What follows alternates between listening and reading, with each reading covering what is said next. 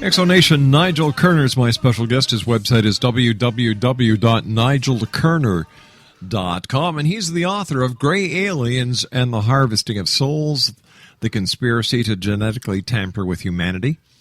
First of all, Nigel, great having you with us. 1 hour is not long enough. That's why we have another hour next week with one of your associates. We're going to be talking about the Shroud of Turin and how it ties in with what you and I were talking about tonight. And then you're going to be back with us in 3 weeks to do a roundup. First of all, what would you like to tell our listeners? We've got about 3 minutes left.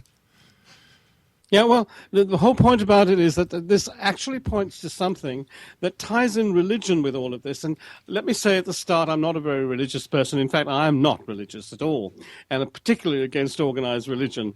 However, when I was young, somebody sprinkled some water on me and called me a Catholic, a Roman Catholic. Well, I managed to get rid of that by the time I was 7 and refused to kiss the proverbial bishop's ring and all that artificial nonsense that they come up with and so forth. But it left in me a thought about this individual, the stories of which were given to me at Christmas and so on, called Jesus Christ and so forth. And in looking at this particular thing and seeing the beauty of this actual physical human being, that came and did these wonderful things, I began to understand a little bit more about what humanity can be. So he's the model for that, shall we say. No more than that.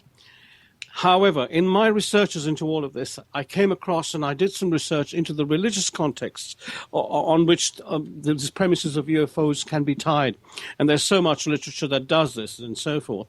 And in doing that, I looked at all the religious notations that spoke about Jesus Christ and what he did that weren't in the New Testament or the Old Testament. In fact, in the obscure books and so forth. And like the Nag Hammadi thing, context and so forth.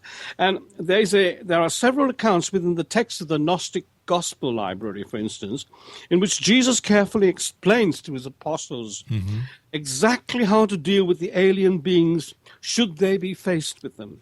Most notably, of these explanations he gave, Rob, that's given in the first Apocalypse of James in the Nag Hammadi Codex. And the Nag Hammadi Codex was a series of scrolls found by an Arab shepherd in a cave in Judea. And this cave actually gave these wonderful sheets of affirmation of the New Testament in the Bible with all the books that aren't normally included in the four Gospels and so on, and the Acts of the Apostles. And Jesus warns in this Nag Hammadi Codex, warns James about the entities that take away souls by theft.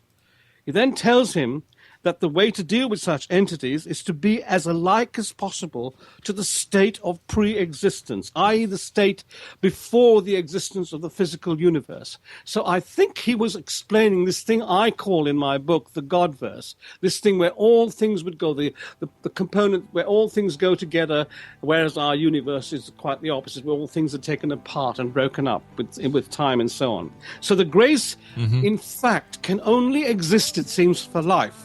And they are adapting us for their kind of existence, heading only for an immortality. Nigel, I hate to do this, but we run out of time for tonight. I want to thank you very much for joining us. A great pleasure. You're going to be back with us in 3 weeks' time. I can't wait because we have to continue this. I'm so sorry about the interruption. Don't be sorry, my friend. It's been a great honor and pleasure talking to you, Nigel. Exonation Nigel Kerner has been my guest this hour. He's the author of Gray Aliens and Harvesting of Souls. We'll be back tomorrow night. Until then, always keep your eyes to the sky and your heart to the light. Good night, everyone. Stay